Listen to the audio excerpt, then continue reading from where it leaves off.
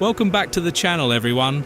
Today we are travelling along one of the most famous stretches of railway in Britain, the legendary East Coast Main Line, as we make our way north from Doncaster to the historic city of York. This section of route may only be around 30 miles in length, but it forms part of one of the most important railway corridors in Europe. For nearly 2 centuries, express trains, freight services, famous locomotives and railway history have all combined to make this line one of the great railway journeys of the United Kingdom. So sit back, relax and enjoy the ride as we travel north through the heart of Yorkshire. Along the way, we will explore fascinating railway history, remarkable engineering, historic junctions, lost railway routes, beautiful countryside, and some of the locations that have helped shape Britain's railway story. Whether you are a lifelong railway enthusiast, a train spotter, a historian, or simply someone who enjoys watching the world pass by from a train window, this is a journey that deserves to be experienced at least once. Our journey begins at Doncaster. Doncaster has long been one of the great railway towns of Britain. The railway arrived here in the 1840s, when the Great Northern Railway established its main route between London and the north. Doncaster soon became one of the most important centres of railway engineering in the country. For generations, the famous Doncaster Works built and maintained locomotives that would become legends. It was here that the world-famous Flying Scotsman was built in 1923. The equally famous Mallard, the world's fastest steam locomotive, was also constructed at Doncaster Works in 1938. Standing on the platforms today, it is impossible not to feel the weight of railway history surrounding the station. The present station dates largely from the 1930s and remains one of the busiest railway locations on the East Coast Main Line. As our train departs Doncaster, we accelerate north beneath the overhead wires. Almost immediately, we begin following the route that has carried some of Britain's most prestigious expresses for generations.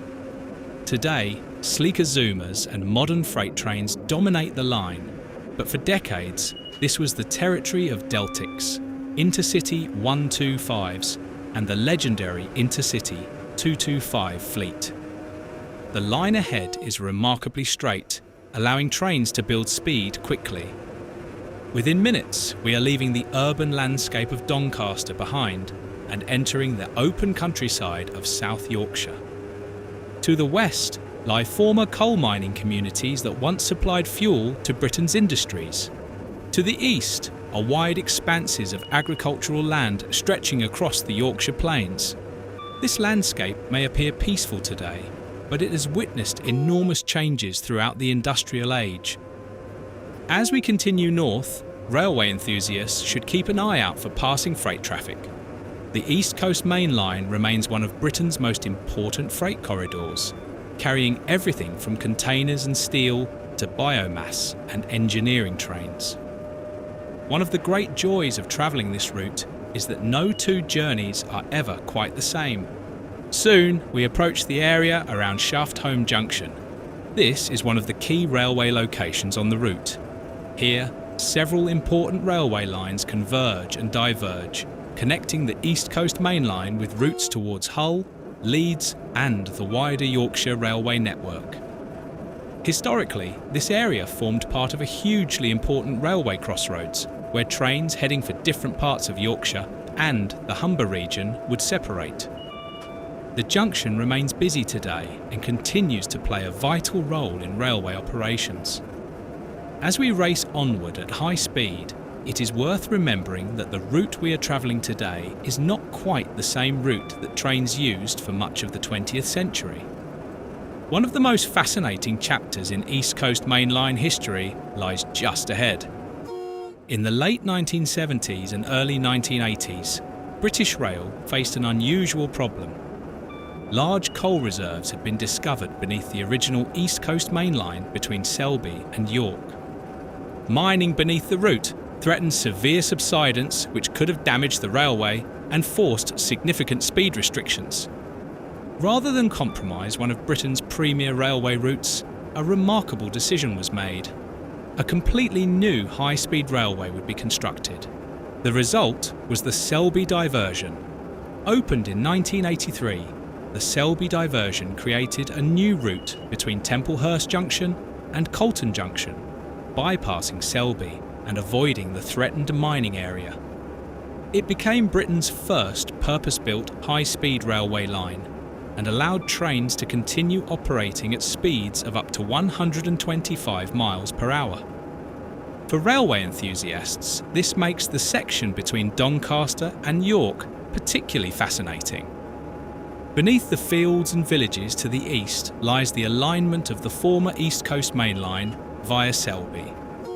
That route once carried countless famous expresses, including Flying Scotsman services heading north towards Newcastle and Edinburgh.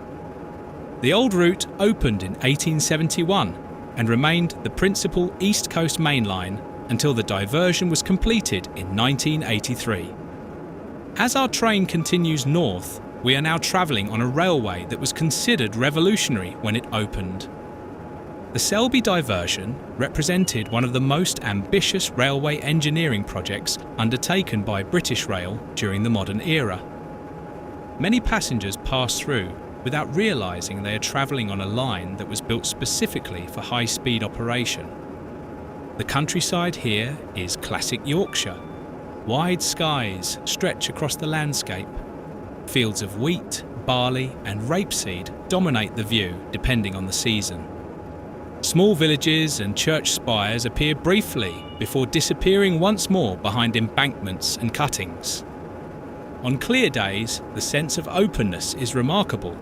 Unlike some of Britain's more mountainous railway routes, the beauty here comes from space, distance, and the feeling of speed across a vast landscape. One of the great pleasures of travelling this section is watching modern express trains perform exactly as they were intended. The line is engineered for fast running and smooth operation. There is something deeply satisfying about seeing a train effortlessly maintain high speed across the Yorkshire countryside. As we continue north, we approach the area around Hambleton Junction. This location is another important point on the railway map.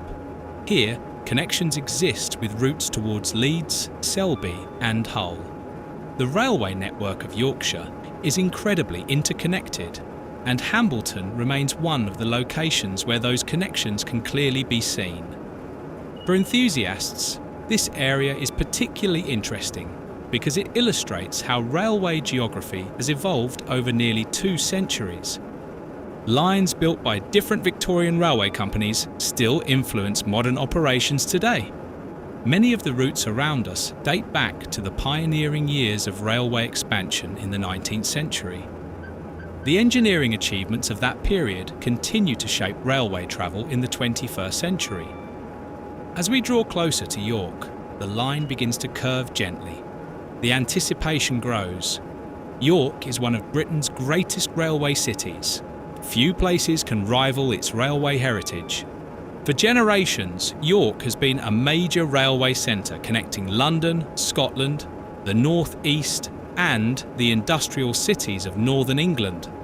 The city became a focal point of the North Eastern Railway and later played a central role within the London and North Eastern Railway. Railway enthusiasts around the world recognise York as a place of pilgrimage. Home to the National Railway Museum and one of Britain's most impressive railway stations, it remains a destination that every enthusiast should visit. Before reaching the station, we pass through Colton Junction. This is where the Selby Diversion rejoins older railway routes approaching York.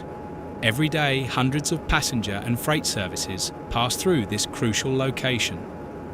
It represents the point where modern railway engineering meets Victorian railway heritage. Beyond Colton Junction, the approaches to York become increasingly busy. Additional tracks appear, signals become more frequent. Passing trains can often be seen moving towards Leeds, Harrogate, Scarborough and the North East. The railway atmosphere intensifies. Soon the towers and rooftops of York begin to emerge in the distance. Look carefully, and you may even catch a glimpse of York Minster dominating the skyline. Few arrivals by rail are as memorable as York. The station itself is one of the architectural masterpieces of Britain's railway network. Opened in 1877, York Station remains one of the largest and most impressive railway stations in the country. Its magnificent curved roof creates a dramatic sense of arrival unlike almost anywhere else on the national network. As we approach the platforms, it becomes clear why York is so beloved by railway enthusiasts. Every corner of the station seems to tell a story. Express trains arrive from London. Regional services head towards the Yorkshire coast. Freight trains pass through on their way across the country. Heritage locomotives occasionally appear on rail tours. It is a place where railway history and modern railway operation exist side by side. As our train slows and glides beneath the great train shed, we bring our journey from Doncaster to York to an end. Although relatively short in distance, this stretch of the East Coast Main Line contains an extraordinary amount of railway history. From the locomotive building heritage of Doncaster to the engineering achievement of the Selby Diversion and the grandeur of York Station, every mile tells part of Britain's railway story. This route perfectly demonstrates why the East Coast Main Line remains one of the world's great railways. It combines speed, history, engineering, beautiful scenery, and a continuous connection to the past. Whether you travel aboard a modern Azuma, an Intercity 225, a heritage rail tour, or simply watch the trains from the line side, the Doncaster to York section offers something special for every railway enthusiast. If you ever have the opportunity to travel this route, I would highly recommend it. Take a window seat, watch the Yorkshire countryside roll past, and imagine the generations of famous trains that have travelled this same corridor. Thank you very much for joining me on this journey along the East Coast Main Line from Doncaster to York. I hope you have enjoyed travelling through this fascinating part of Britain's railway network. If you enjoyed this video, please give it a like, share it with fellow railway enthusiasts, and subscribe to the channel for many more railway journeys, railway history features, and driver's eye view adventures from across Britain and beyond. Until next time, thanks for watching and safe travels.